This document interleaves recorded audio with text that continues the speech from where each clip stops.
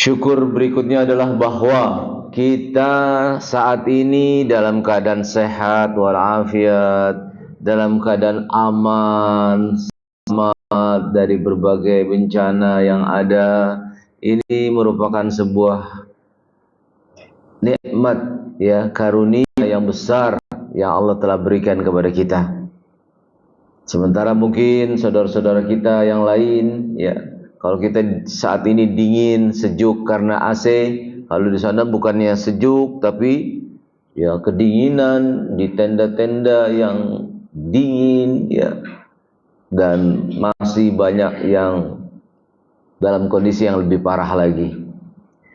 Maka tentunya kita tidak akan berdiam diri, kita tidak akan berpangku tangan, tapi mari sama-sama kita berusaha untuk memahami kondisi saudara-saudara kita yang saat ini kena musibah, apa itu musibah sakit, apa musibah daripada bencana-bencana yang terjadi, sehingga insya Allah semua itu dapat menjadi berbagai pelajaran-pelajaran yang berharga bagi kita dan saudara-saudara kita semua.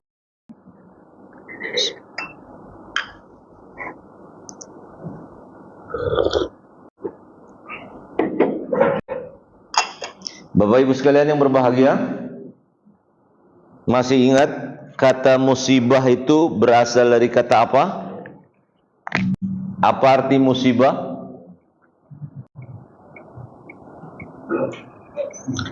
Bagaimana kita mengartikan musibah?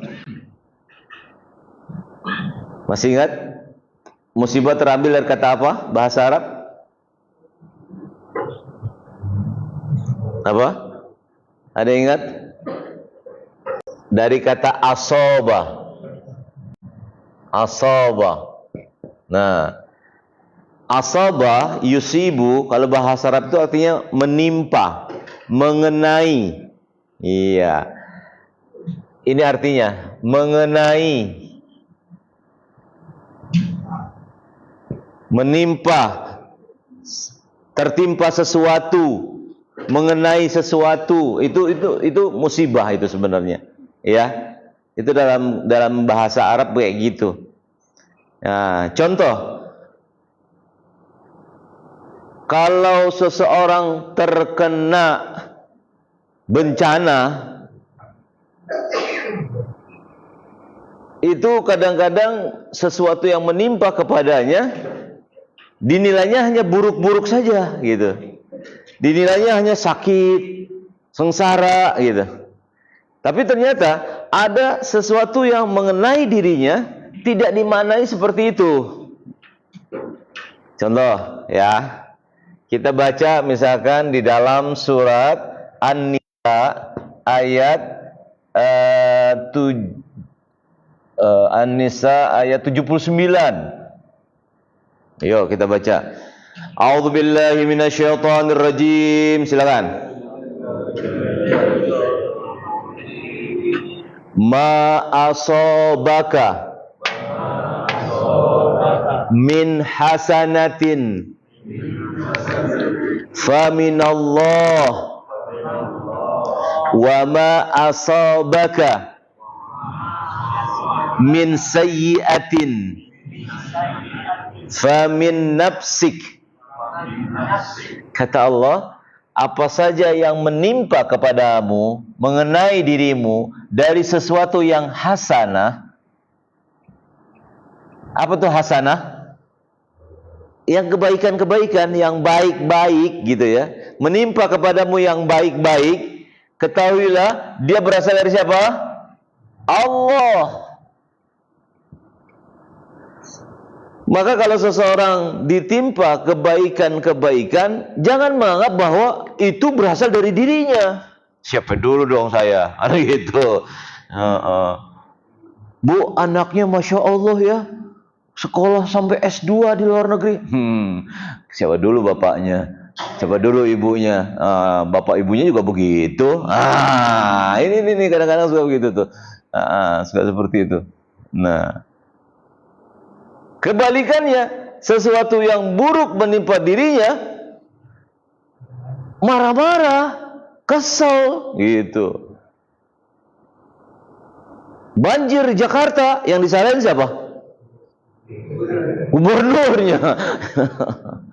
Atau yang apa namanya, orang Jakarta menuduh siapa? Ini orang Bogor ngirimnya bukan ngirim duit, ngirim air. Tuh, marah-marah gitu. Padahal famin nafsi mau apa sayyi'ah? Sayyi'ah itu kalau dari hasanah, apa yang buruk itu berasal dari dirimu. Tuh, berasal dari dirimu. Maka pantas Allah mengatakan dalam surat Ar-Rum ayat 41, ayo kita baca, A'udzubillahi minasyaitonirrajim. Zaharal fasadu fil barri wal bahri bima kasabat aydin nas. Telah nampak kerusakan dan di daratan dan di lautan akibat ulah tangan manusia. Seperti ini saya sampaikan waktu kuliah subuh pada 2 minggu yang lalu di Masjid Kodam Jaya. Yang hadir itu para perwira TNI, ya, ada yang sudah pensiun, ada yang masih dinas dan sebagainya. Begitu kita kumpul-kumpul setelah kajian itu, ya kayak di sini deh, kumpul-kumpul, ada seorang perwira bilang begini, benar Ustadz, saya baru pulang dari Padang, kampung halaman saya. Itu saya lihat sendiri Pak, bahwa sampai sekarang itu yang namanya pembabatan hutan itu masih terjadi.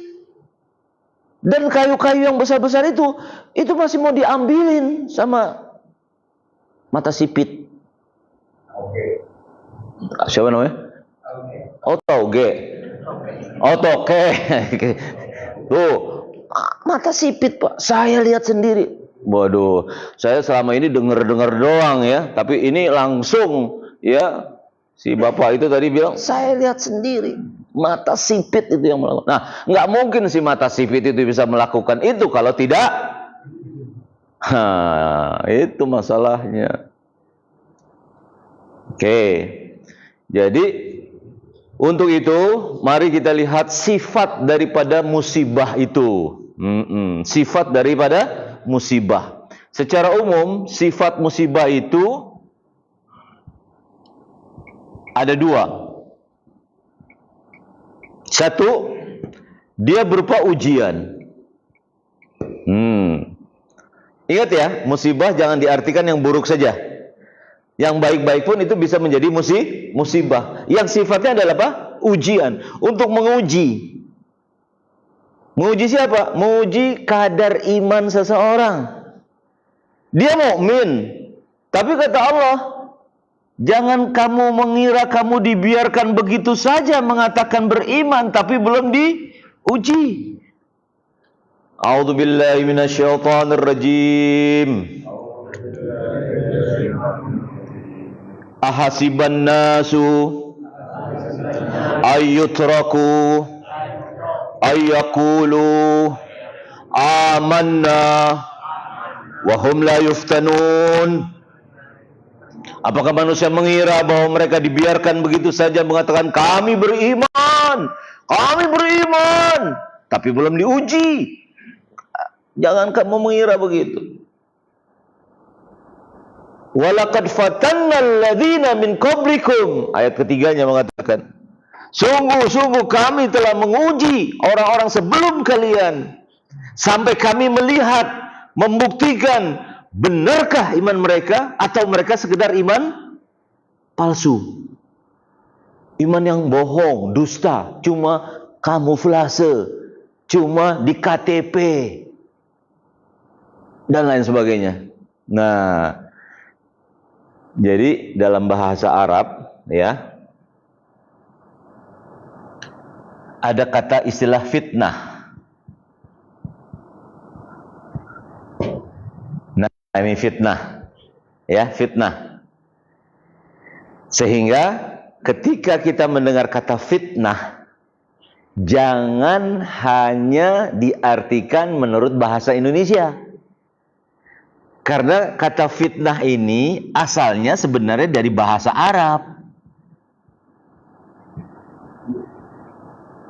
Dari kata apa? Fatan. Dari kata fatana, fatan. Nah.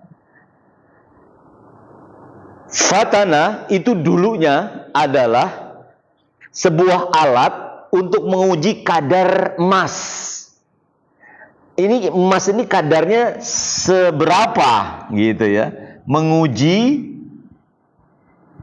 kadar emas.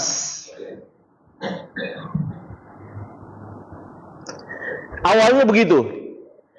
Terus berkembang kata ini untuk sesuatu yang sifatnya menguji. Maka Allah menggunakan dalam ayat ketiga di surat 29 Al-Ankabut ini, Allah mengatakan apa? Walaqad fatannal ladzina min qablikum. Sungguh kami telah menguji umat-umat sebelum kalian. Apakah kita sudah mengalami ujian-ujian seperti umat-umat terdahulu? Tuh. Contoh. Apakah kita mengalami apa yang dialami oleh sahabat-sahabat Rasul, orang-orang terdahulu dalam mengatakan kami beriman? Ketika orang dulu mengatakan kami beriman, ada yang dibunuh, ada yang disiksa, ada yang diusir dari kampung halamannya. Apakah itu sudah kita alami? Belum. Coba saudara-saudara kita yang di Palestina, sholat dibantai, nggak boleh masuk masjid. Ya, yang masuk boleh masjid dilihat paspornya. Kalau orang asing boleh. Coba dilarang untuk sholat. Apakah udah seperti itu kita dilarang sholat? Belum. Berarti bagaimana nih kualitas iman kita? Bagaimana kualitas daripada saudara-saudara kita di Aceh, di Padang, atau mungkin di Palembang ya, atau Sumatera Utara? Sumatera Utara, bagaimana itu? Nah, diujilah mereka dengan goncangan-goncangan yang terjadi. Untuk apa? Membuktikan bahwa mereka adalah orang-orang yang benar imannya. Nah, jadi ada kalanya fitnah itu apanya ya? Istilahnya dipakai oleh orang Indonesia. Gitu.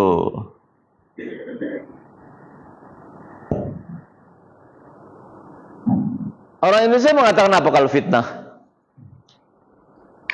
Bukan ujian kan? Saya difitnah nih, berarti saya diapain? Dibohongi, ya. Iya. Itu fitnah itu. Itu fitnah itu. Itu berita fitnah itu. Apa itu berita apa namanya? Hoax gitu.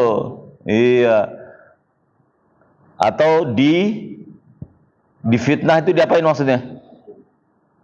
Ya, gimana ya? Dibully misalkan ya, saya dibully, difitnah saya ini. Kadang-kadang fitnah itu diartikan apa? Sesuatu yang tidak benar. Ya. Tuh.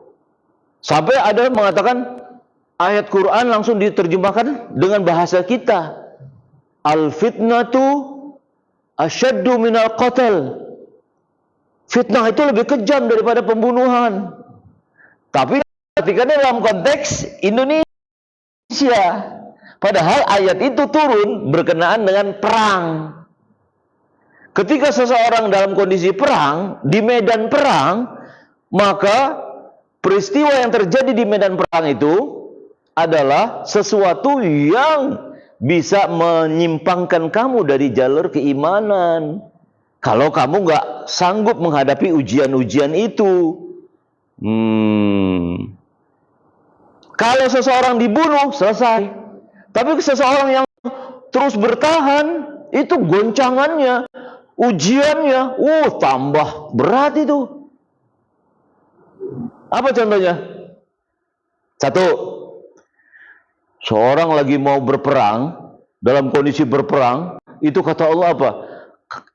Fa idza laqitumul aduwa fasbutu wazkurullaha katsiran. Kalau kamu lagi berhadapan dengan musuh, maka Tetaplah kamu dalam kondisi siaga dan berzikirlah kepada Allah yang banyak. Tuh. Kenapa? Karena godaannya di situ luar biasa tuh menghadapi musuh. Ada setan memasuki unsur apa? Khauf, takut. Waduh, banyak amat ya. Waduh, senjatanya modern nih. Waduh, bisa kalah kita nih. Aduh, kalau saya mati, istri saya jadi janda, anak saya jadi yatim. Siapa yang mengurusin? Oh, berkecamuk semua itu. Ya, yang itu bisa membawa kepada ujian-ujian yang berat. Sehingga kalau orang tergoda pada saat itu, langsung dia mundur. Orang yang mundur dalam peperangan, tapi bukan maksud siasat strategi, mundur dia karena ketakutan, itu termasuk salah satu daripada 7 dosa besar, kata Nabi. Kenapa? Dia nggak sanggup menghadapi ujian seperti itu. Nah, begitu pula kita lagi dengerin pengajian, itu ujian nggak? Ujian. Ini kita dalam perang nih, terhadap siapa? Perang terhadap siapa? Maka kalau kita dalam menghadapi perang ya, mengikuti pengajian, ya udah, kita harus standby.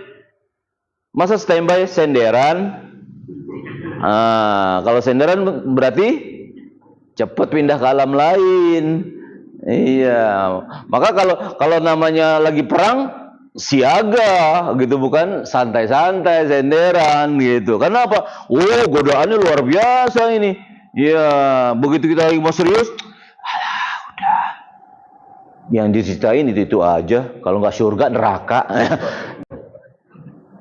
Ada selain surga dan neraka yang kita bicarain. Nah, itu hati-hati tuh. Ini serangan-serangan setan itu luar biasa tuh. Ya, sedikit saja kita lep, udah pindah ke alam lain, ya. Ayo balik. Ya, sahur. Bangun. Bangun. Tenang aja. Ngidah. Mesin fitnah itu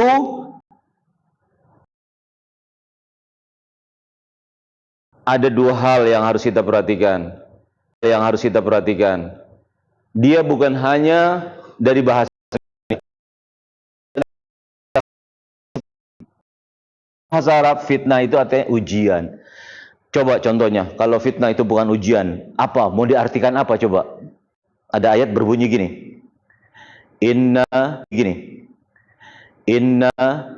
min azwajikum wa amwalikum. Sesungguhnya di antara istrimu, anak-anakmu, harta-hartamu itu bisa menjadi berita bohong. Pantas nggak kita bilang berita bohong? Hoax. Istrimu tuh hoax. Anakmu itu bisa jadi hoax. Bisa gitu? Enggak. Ternyata diterjemahkan dalam bahasa Indonesia ayat tersebut. Sesungguhnya di antara istrimu, di antara istri-istrimu ya. Ya Pak ya? Halo Pak. Yang mana ini? Halo Pak. Di antara istri-istrimu, berarti istrinya berapa? Ya banyak lah ya. Istri juga kan banyak kan? Tri berapa tri? Oh, kalau satu? Iswan maksudnya ya, jangan istri ya, salah ya. Maaf Bu, ini bercanda aja Bu supaya nggak ngantuk Bu. Ya, jadi, jadi dimaksud adalah sesungguhnya sebahagian dari istri-istrimu. Jadi enggak semua istri-istri Nabi itu menggoda, menguji kesabaran Nabi, enggak. Ada istri yang seperti itu. Ada lagi itu keterangannya. Siapa tuh istri yang seperti itu? Yang cemburu, ya kan gitu kan? Ada kan? Oh ada Pak, Masya Allah. Jadi berapa Pak istri Bapak? Iya, jadi gitu. Ada yang cemburu, gitu. Ada yang pengen bagiannya lebih banyak. Gitu tuh. Enggak semua. Dan dari harta-hartamu itu sebagiannya itu bisa jadi ujian bagimu, anakmu tuh. Seorang punya anak 7, kan gitu kan? Nah, macam-macam tuh kelakuannya kan gitu. Itu bisa menjadi ujian. Itu maksudnya begitu. Ya. Paham sampai sini? Dan sama seperti musibah, sifatnya dua sisi fitnah itu. Dua sisi gimana? Ayo kita baca di surat Allahumma shalli ala Muhammad 21 kalau nggak salah ayatnya ayat ke-32. Coba buka deh. Al-Anbiya ayat 32. Maaf, bukan membanding-bandingkan masjid ini dengan masjid yang lain. Itu kalau bisa di sini nih layar itu bisa dimanfaatkan untuk langsung begitu saya sebut 21 ayat 32 langsung ayatnya serah gitu umpama. Mudah-mudahan Pak Rizky bisa mengatakan. Oh, request. Enggak, maksudnya ada seorang pengurus yang duduk di situ begitu 2132 langsung dia HP-nya langsung terhubung ke sini, Pak. Nah. Oh bisa ya? Oh bisa, Masya Allah. Apa yang nggak bisa sama Pak Rizky coba tuh? Oh bisa, siap. Luar biasa ya. Hah? Iya, jadi langsung tuh. Jadi jamaah nggak usah buka-buka, langsung. Oh lihat ayatnya. Oh hurufnya besar-besar lagi. Oh Masya Allah ya. Wah ini Pak Rizky merasa terchallenge. Bisa kok, gitu aja nggak bisa. Oh emang bisa? Oh bisa. Ada. Oh, alhamdulillah. Mantap. Ya. Jadi maksud saya adalah ketika kita baca ayat ini, betul ayatnya? Pak sudah buka Pak? Oh seperti bukan. 335 barangkali ya. Betul 35. Bunyinya begini. Wa nabluukum bisyarri wal khairi fitnah. 35 betul. Oh, maaf, 35 bukan 32. Apa kata Allah? Kami uji kalian dengan kebaikan dan keburukan sebagai fitnah. Oh. Jadi berdasarkan ayat 21 surat 21 ayat 35, fitnah itu pun ada apa? Iya, ujiannya berupa apa? Buruk dan baik. Tuh. Ya Bu. Kebaikan fitnah juga ya Bu. Umpama Bu, Ibu tiba-tiba dikasih sama bapak, nih 100 juta buat kamu, habisin ya. Nah itu menurut Ibu itu ujian nggak Bu? Musibah nggak Bu? Ayo, itu ujian nggak? Ayo, itu menguji tuh. Boroskah kita? Bisa memanfaatkan nggak harta seperti itu? Dan disisihkan nggak sebagiannya untuk infak sedekah dan sebagainya? Itu ujian, betul? Paham sampai sini maksud saya? Yang di sana di Sumatera bagian utara lagi tertimpa musibah. Bukankah itu ujian buat kita juga? Ujiannya apa? Ayo. Pelit nggak kita? Tergerak nggak hati kita untuk membantu? Ya saya nggak ada dana. Loh, jadi penggerak. Jadi aktivis yang ngumpulin dana, ngumpulin pakaian layak pakai. Ingat ya, layak pakai, jangan pakaian bekas. Lan tanalul birra hatta tunfiqu mimma tuhibbun. Tidak dianggap sebuah kebaikan ketika kamu memberikan bukan yang terbaik. Tuh, bayangin. Jadi kalau kita mau ngasih pakaian kepada orang yang tertimpa musibah, kita kayaknya saya masih suka nih yang kayak gini. Itu sebenarnya yang dikasih. Coba bayangin, udah ketimpa musibah, mau pakai celana, nggak ada resletingnya. Mau pakai baju, ada bolong-bolongnya, udah robek. Iya. Nggak kelihatan sih robeknya, begitu lihat keteknya robek. Itu yang dikasih buat korban bencana. Coba. Bagaimana perasaan kita ketika kita lagi perlu pakaian, begitu dilihat ada robek, ya, warnanya juga nggak jelas, ini putih, abu-abu, apa-apa, karena udah kena noda banyak. Itu yang dikasih, coba. Lan tanalul birra, itu bukan kebaikan. Yang namanya kebaikan, kamu memberikan sesuatu yang kamu sendiri masih suka, kata Allah. Kamu sendiri masih pakai, gitu. Kayaknya saya masih suka ini favorit saya ini. Itu sebenarnya yang diberikan. Nah, itu ujian nggak itu? Ujian. Apakah dengan ini kita menjadi orang-orang yang terpanggil untuk membantu, baik secara finansial ataupun dia nggak punya apa-apa, saya siap jadi relawan. Luar biasa. Mohon maaf, ini bukan untuk mengungkapkan kebaikan yayasan saya atau organisasi saya. Saya di Ormas Al-Irsyad Al-Islamiyah, alhamdulillah kita sudah yang keempat kali mengirim tim relawan ke sana. Yang membuat saya kagum ketika kami melepas tim relawan yang keempat itu, bapak, ibu, anak perempuan sama anak laki-lakinya jadi relawan ke sana. Ketika kami gali terus, kenapa mau jadi tim relawan? Ini sudah menjadi menjadi tekad kami dari dulu. Ibu pengalaman di mana? Wah, saya tuh dari zaman Poso dulu. Poso kan udah lama banget ya. Poso, terus Jogja, gempa, Cianjur yang terakhir, saya sekeluarga berangkat. Si ibu pinter masak, si anak ini bukan bidan sih, apa sih yang ngerti-ngerti tentang obat-obat itu? Ya kayak gitu deh, ya bukan bidan, tapi dia ngerti obat-obat. Iya.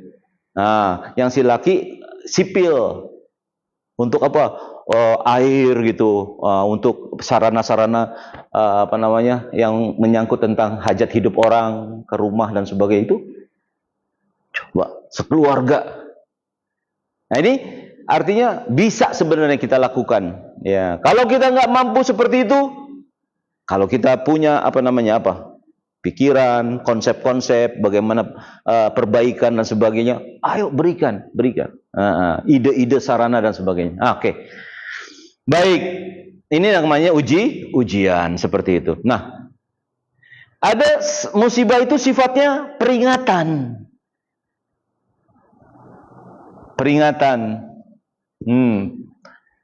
Bahasa lain daripada peringatan itu yang lebih tegas apa? Azab. Azab. Nah, saya teringat begini Bapak Ibu sekalian. Kalau itu berupa peringatan yang kaitannya kepada azab, maka ini adalah sebuah pelanggaran yang terjadi sehingga mengakibatkan bencana. Nah, gitu. Contoh, pada tsunami 2004 yang lalu, ya alhamdulillah kami ke sana juga dan memberikan bantuan juga dari organisasi kami.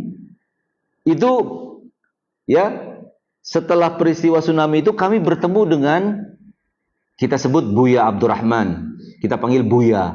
Siapa beliau? Beliau adalah pengurus ataupun pembina daripada Masjid Raya Banda Aceh yang besar itu. Nah, kita tanya langsung, ya, Buya, kenapa ya di tanah yang disebut Serambi Mekah mayoritas adalah mukmin muslim, kok terjadi tsunami yang begitu besar? Apa jawaban Buya? Ini yang membuat saya itu, teringat-ingat terus. Kami, para pemuka-pemuka agama di Aceh, ulama Aceh, sudah memperingatkan itu. Yang mereka setiap malam minggu atau masa liburan, malam-malamnya itu, mabuk-mabukan di pinggir pantai Aceh. Pakai organ tunggal, ya, joget-joget, mabuk-mabukan sampai pagi.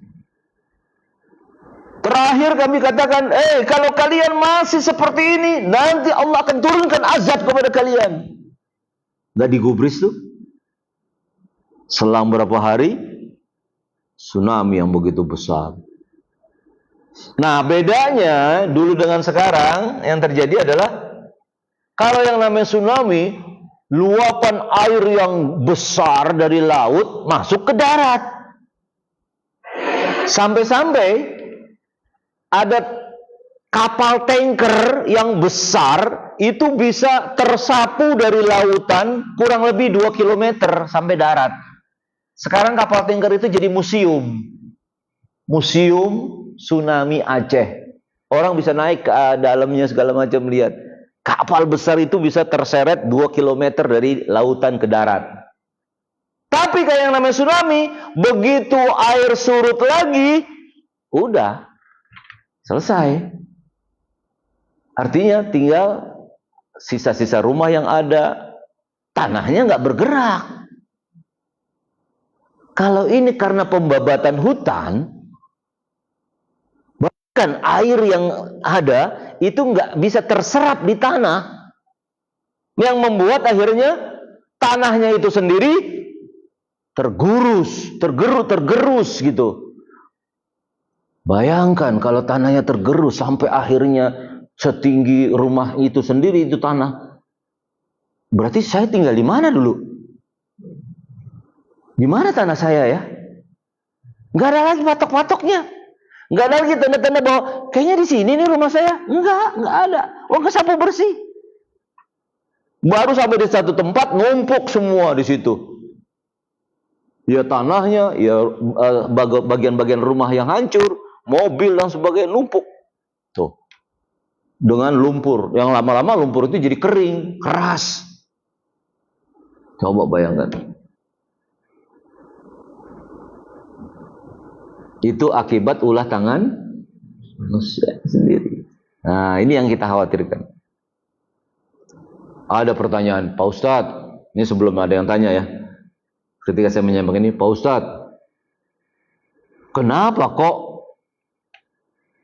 yang di Sumatera bagian utara itu yang kena saja, gitu ya? Kok yang apa namanya, yang menebang hutan segala macam kok nggak kena? Ya karena mereka di Jakarta tinggalnya, katanya gitu. Nah, dalam hal ini kita baca tuh. Ada surat di Al-Anfal. Surat Al-Anfal 8 ayat, saya lupa lagi nih, 26 kalau nggak salah. Apa 20? Apa? Ya, coba 26.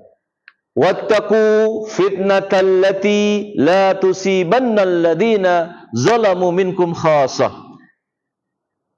Jagalah atau peliharalah, jangan sampai ada musibah atau bencana yang tidak hanya menimpa kepada orang-orang yang berbuat zalim saja. Semuanya kesapu, semuanya kena. Ada? Berapa? 25 apa 26? 25 ya? Tuh.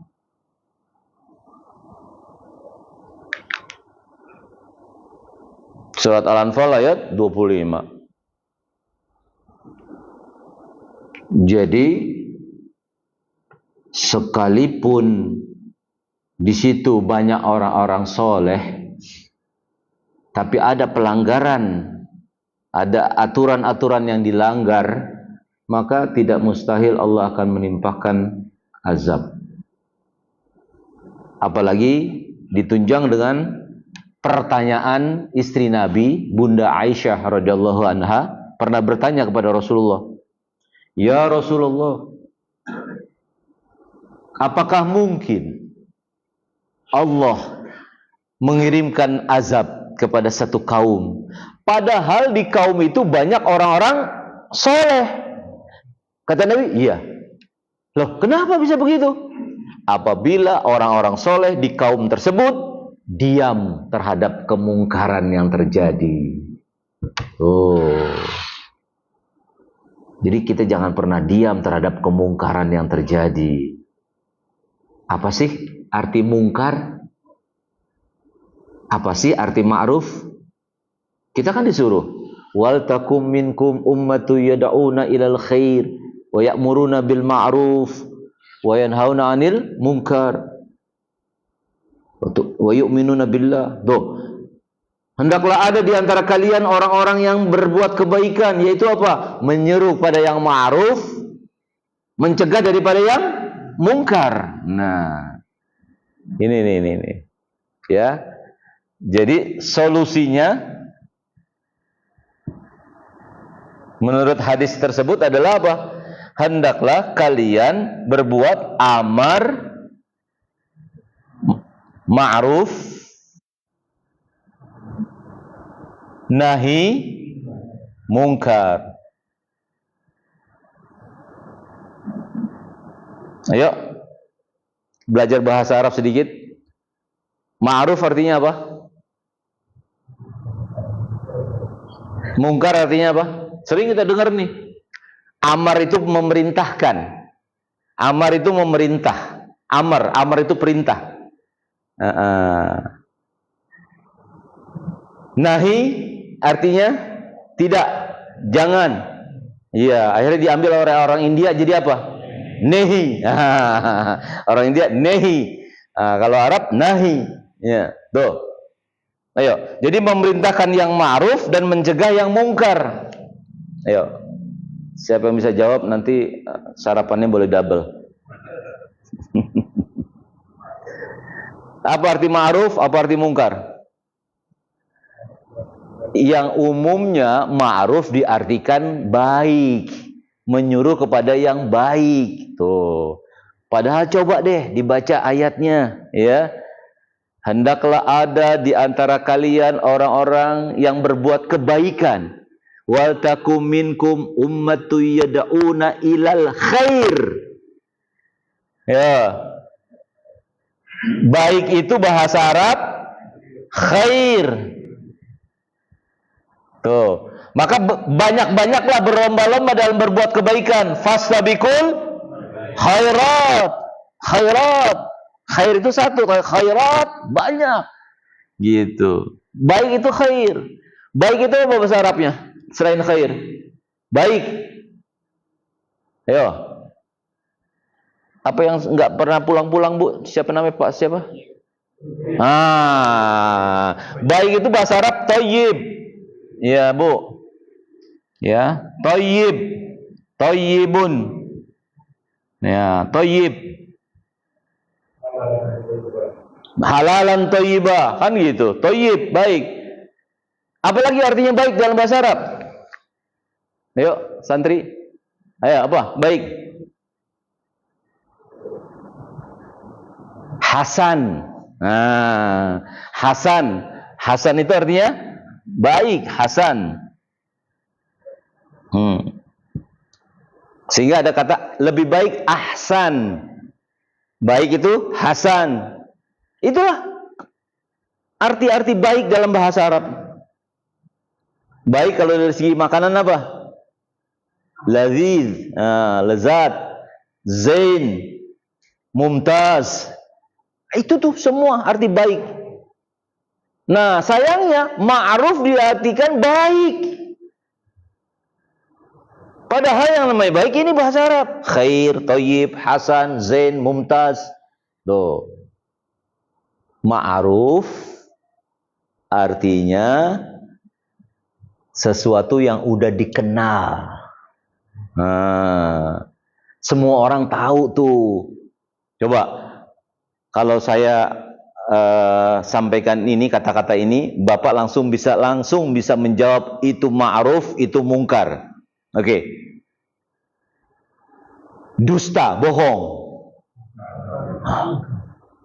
Jujur.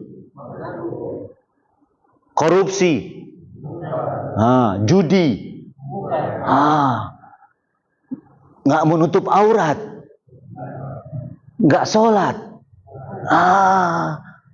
Inna sholata tanha anil fahsya'i wal munkar. Nah, gitu.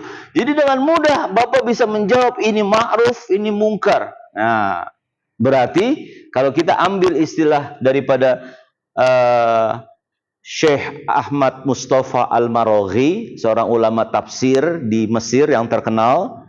Kitab tafsirnya namanya Al-Maraghi.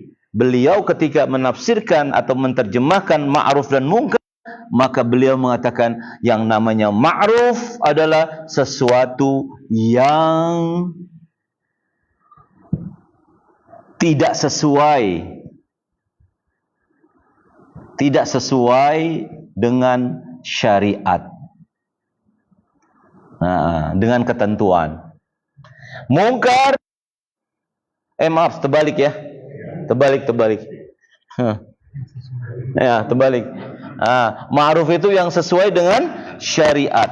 Kalau yang ma'ruf, ma la yutabiku bihi asyara, yang tidak sesuai dengan syariat. Tuh. Seperti tadi saya katakan, sikap disiplin itu mungkar apa ma'ruf? Malas. Jadi semua orang pun pasti tahu itu, ya. Jujur. Semua agama pun mengatakan jujur itu adalah ma'ruf. Tanpa buka-buka kitab, tanpa buka-buka hadis, ya, itu orang udah pasti tahu tuh. Yang namanya jujur adalah ma'ruf. Yang namanya disiplin ma'ruf. Pelanggaran itu adalah kemungkaran. Nggak sesuai dengan aturan itu adalah kemungkaran. Jadi kecil apapun kemungkaran yang nggak sesuai dengan syariat harus kita cegah. Karena apa? Itu akan membuat azab Allah akan muncul. Ketika kita mendiamkan satu kemungkaran, ya, maka tentu akan membawa kepada peringatan Allah. Hati-hati itu. Udah biarin aja, yang maksiat dia ini, ya, yang minum dia ini, yang main judi dia ini, nggak ada pengaruh sama kita. Hati-hati. Kewajiban kita menyampaikan, kewajiban kita bicara. Kalau kamu sanggup dengan apa? Kalau kamu melihat kemungkaran, cegahlah dengan tanganmu. Tangan ini melambangkan apa nih? Power. Melambangkan kewenangan kita, jabatan kita. Kalau kamu nggak sanggup, minimal lisan. Jangan sampai hati melulu yang begini. Aduh, pegel deh. Jangan sampai begitu. Itu selemah-lemah iman. Apakah kita mau selemah-lemah iman? Jangan dong, masa lemah iman melulu. Bu, sholat itu adalah tiang agama. Betul, Bu? Apalagi ini kita di bulan Rajab. Ada peristiwa Isra dan Mi'raj, di mana kalau perintah yang lain itu melalui malaikat Jibril. Sholat itu langsung Allah mengangkat, ya, menaikkan Nabi Muhammad SAW sampai ke Sidratul Muntaha yang paling tinggi untuk langsung bertemu dengan Allah Azza wa Jalla, yang dimana Nabi yang lain nggak ada yang kayak begitu, cuma Nabi Muhammad yang sampai. Bahkan malaikat Jibril pun, aku sampai di sini saja ya Muhammad, aku tidak bisa sampai ke sana, kamu saja yang naik sampai ke Azza wa Jalla itu, ke Sidratul Muntaha. Sampai begitu pentingnya sholat, sampai Nabi sendiri diminta hadir ke hadirat Allah Subhanahu wa taala. Maka sholat itu adalah tiang agama. Bagaimana kalau bangunan nggak ada tiang? Siapa yang menegakkan sholat itu berarti dia meninggikan agama. Siapa yang meninggalkan sholat berarti dia meruntuhkan agama. Bu, Pak, seandainya, nauzubillah, jangan sampai ya, masjid ini ada sekelompok orang yang ingin menghancurkan Masjid Nurul Qalbi. Kira-kira bagaimana tindakan kita? Gimana, Pak? Membiarkan? Membiarkan apa mencegah? Coba. Seburuk-buruknya terjadilah itu penghancuran masjid. Masjid hancur. Saya yakin 1000% masyarakat di lingkungan ini langsung membangun kembali masjid ini. Betul nggak? Betul nggak? Tuh. Seburuk-buruknya, nauzubillah, jangan sampai terjadi, rumah Allah, Baitullah, Ka'bah, ada yang ngancurin. Mudah nggak bagi Raja Saudi untuk membangun kembali itu Ka'bah seperti semula? Mudah kan? Tapi kalau agama sudah hancur, bagaimana pula kita mendirikan itu? Tuh, bayangannya ke situ tuh. Ada orang tua yang nggak paham bahwasanya pentingnya sholat itu seperti meninggikan agama, nggak paham dia, sehingga akhirnya apa? Anaknya nggak sholat, dibiarin aja. Biarin aja, tanggung sendiri, udah dewasa ini. Padahal dia lagi meruntuhkan sendi-sendi agama, padahal dia lagi menghancurkan agama. Orang tuanya diam saja,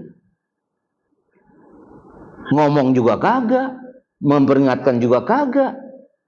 Oh, padahal dia lagi menghancurkan agama. Parahnya lagi, udah nggak sholat, dia dalam rangka menghancurkan agama, masih saja dimanja dengan fasilitas kuliah sampai luar negeri, di sana dibiayai rumah, mobil disiapkan dan sebagainya, padahal dia tidak mengerjakan sholat. Sekolah sampai S2, S3 di luar negeri, dibiayai lagi sama orang tuanya, tapi orang tua memperhatikan sholatnya bagaimana, padahal dia lagi menghancurkan sendi-sendi agama untuk dirinya dan untuk keluarganya juga. Padahal kita punya power, orang tua punya power. Mohon maaf, jangan sampai ini terjadi. Nah, kalau kamu tidak sholat, mohon maaf, rumah ini tidak pantas untuk orang yang tidak sholat. Bapak tidak mau, ibu tidak mau ada orang yang menempati rumah ini tidak sholat. Kita punya power. Kita bisa hentikan fasilitas-fasilitas dia. Dia biar mikir. Loh kalau gitu nanti karena itu dong, nggak masalah. Untuk awalnya karena itu, tapi lama-lama kalau dia sudah terbiasa sholat dan nggak mau meninggalkan sholat, itu adalah tujuan kita. Jangan membiarkan, gitu. Sampai-sampai ada orang tua nanti di akhirat begitu mau masuk surga, anaknya nuntut bahwa saya nggak pernah diperingatkan sholat, saya nggak pernah diajak sholat. Ada anak yang nuntut begitu di akhirat. Nauzubillah, summa nauzubillah. Bapaknya aja, ibunya rajin sholat di masjid, tapi anak-anaknya nggak sholat di masjid. Ayo, ini juga peringatan bagi kita. Peringatan bagi kita. Ya, saya waktu ngisi di masjidnya almarhum Ustadz Arifin Ilham, ya, Majelis Zikra, itu banyak tamu-tamu dari luar negeri, terutama dari Timur Tengah. Mereka pakai pakaian gamis begini ya pokoknya ala-ala Timur Tengah deh. Nah, selesai daripada sholat, kita ngobrol. Nah, salah satu dari syekh itu mengatakan, Ustadz, tolong sampaikan kepada orang-orang tua di jamaah di masjid ini. Kenapa? Dia bilang, saya lihat gak ada satupun anak muda yang sholat subuh. Nah, gitu. Gak ada satupun anak muda yang dengerin kajian Ustadz. Nah, saya sampaikan sama pengurus. Wah, itu kan jadi sebuah apa? Sebuah temuan, sebuah masukan. Jangan hanya kita berpuas diri kita bisa sholat berjamaah di masjid, apalagi sholat subuh, tapi sementara anak kita masih tidur. Anak kita tidak dibangunkan untuk sholat. Ya. Ayo, ku anfusakum wa ahlikum nara. Jaga dirimu dan keluargamu dari api neraka, gitu. Maka ajarkan sholat anak itu ketika umur 7 tahun. Ya, nggak apa-apa. 7 tahun tuh kita tenteng ke masjid. Pukul dia ketika 10 tahun masih belum sholat. Pukulnya tentunya pukul peringatan ya, bukan pukul kayak Mike Tyson gitu. Sekali pukul jatuh, bukan gitu. Nah, itu coba, yuk. Insyaallah ya, mudah-mudahan. Baik. Nah, bagaimana sikapnya kalau menghadapi musibah? Menghadapi musibah. Nah, ada 3. Pertama, tidak lain adalah sabar. Yang kedua, tolong menolong. Ta'awun. Ya, tolong menolong. Ta'awun. Kalau ibu-ibu kalau dengar kata ta'awun, ingatnya apa? Oh, belum pernah ke sana ya? Oh, masjid ya Pak ya. Berarti Bapak udah pernah ke sana ya. Masjid di Puncak Pas namanya Masjid Ta'awun. Yang ketiga, optimis. Baik, yang pertama, tiada lain ketika seseorang terkena musibah, apakah itu sesuatu yang menimpa kepadanya itu adalah sebuah kebaikan atau keburukan, maka Allah memerintahkan apabila kamu terkena sesuatu, maka ucapkanlah inna lillah. Iya, ini di surat Al-Baqarah ayat 256. Tuh. Apabila orang-orang yang sabar itu terkena musibah, ini dalam bahasa Arab disebut musibatun. Musibatun. Nah, terkena musibah, bahasa musibatun itu pakai tanwin. Tanwin itu membuktikan bahwa kata tersebut sifatnya umum. Contoh, kitabun. Kitab, buku. Buku yang mana? Enggak jelas, masih umum. Tapi kalau sudah pakai alif lam, al-kitabu, berarti zalikal kitabu la raiba fi. Itu kitab itu. Ya. Kalau dalam bahasa Inggris kan sebuah buku apa? Sebuah buku. A book ya, a book kan gitu ya. Sebuah buku. Tapi kalau buku itu the book. Wah, guru bahasa Inggris kayaknya nih. Hah? Tuh ya. Tuh, beda kan antara a book dengan the book gitu ya.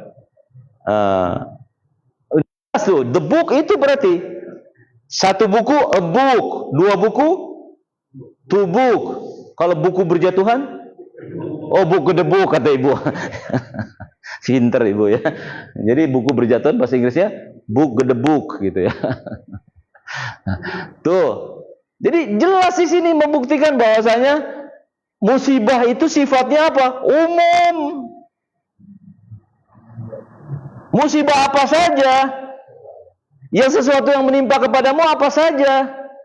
Kalau tertimpa sesuatu kepadamu, kamu katakan inna lillahi wa inna ilaihi. Maka ketika sahabat Abu Bakar ditunjuk menjadi khalifah, presiden, apa yang pertama kali diucapkan? Inna lillahi. Sudah suluk ya? Belum. Dikit lagi. 10 detik lagi. Oh ya, oke. Saya cepat aja ya. Paham mas sampai di sini? Ya. Ketika terkena musibah, apapun musibahnya, kita katakan inna lillahi wa inna ilaihi rajiun. Abu Bakar dilantik jadi presiden, ngucapinnya apa? Inna lillahi. Karena itu dianggap sebagai suatu musibah. Kalau nggak bisa menjalankannya dengan baik, jadi musibah, betul? Oh iya betul. Ya, boleh dikit lagi? Ya, Bu. Jadi pada saat ibu mau nikah, bapak itu ganteng, Bu. Oh betul kata itu. Ibu saat itu bilang alhamdulillah apa innalillahi, Bu? Pak, dulu istri bapak sebelum apa namanya yang seperti sekarang masih cantik kok. Cantik biasa, ini cantik kok, pakai kof. Kof itu kolah. Kira-kira Bapak waktu itu mau menghadapi ibu yang cantik luar biasa, itu alhamdulillah apa innalillahi, Pak? Alhamdulillah. Iya. Tapi kalau jelek Bu, Bapak gimana Bu? Oh, innalillah. Jangan ya Bu. Astagfirullah. Oke. Yuk, tolong menolong tadi sudah sampaikan. Iya. Bisa apa? Ayo tolong. Karena orang lagi musibah itu nggak perlu apa-apa, bantuan. Minimal doa yang diharapkan oleh mereka. Oke. Terus apa lagi? Optimis. Nih, penting. Orang lagi musibah itu biasanya down dia. Iya, orang down itu pikirannya bisa kemana-mana. Kalau ketika dia pikirannya kemana-mana, enggak diberikan optimis bahwa Allah akan menolong, pertolongan Allah akan datang, bantuan Allah akan datang, wah, bisa-bisa goncang dia. Dan ketika goncang tersebut, bisa saja kata Nabi, kadal fakru ayyakuna kufron. Boleh jadi kemiskinan bisa membawa kekafiran. Inilah peranan penting kita untuk terus mendukung, menolong orang-orang yang lagi musibah. Karena saudara-saudara kita yang lain, tetangga kita yang lain siap membantu. Kalau umat Islam nggak bisa bantu. Nauzubillah, akhirnya saudara-saudara kita dimurtadkan. Oke, sampai sini. Cukup ya? Ada yang mau tanya? Ya. Betul, meninggal dunia termasuk musibah. Menimpa kepadanya sesuatu kehilangan jiwa, ya, harta dan sebagainya, itu musibah. Cuma maksud Allah bilang begini adalah jangan kamu mengatakan bahwa ketika meninggal, ketika terjadi bencana, kamu bilang innalillahi. Tapi begitu ketimpa harta, jabatan yang tinggi, akhirnya kamu katakan innalillahi. Hati-hati, harta itu bisa membawa kamu kepada musibah. Alhaakumut, orang menumpuk-numpuk harta, kadang-kadang lupa tidak mengeluarkan hartanya di jalan Allah, sampai baru ingat mau sedekah ketika di liang kubur. Ini yang khawatir itu kayak gitu. Ada ayat Quran mengatakan seandainya orang yang sudah meninggal di alam kubur diberi kesempatan sedetik saja hidup di dunia, apa yang mereka lakukan? Sedekah. Tuh. Itu jadi ujian bagi kita. Ayo sedekah, keluarkan harta di jalan Allah. Bantu saudara-saudara kita yang lagi kesusahan, apa yang sakit, apa yang lagi kena musibah dan sebagainya. Oke, gitu ya. Cukup? Ya, baik. Terima kasih atas perhatiannya. Mudah-mudahan kita bisa mengambil hikmah dari semua apa yang mengenai diri kita, baik atau buruknya.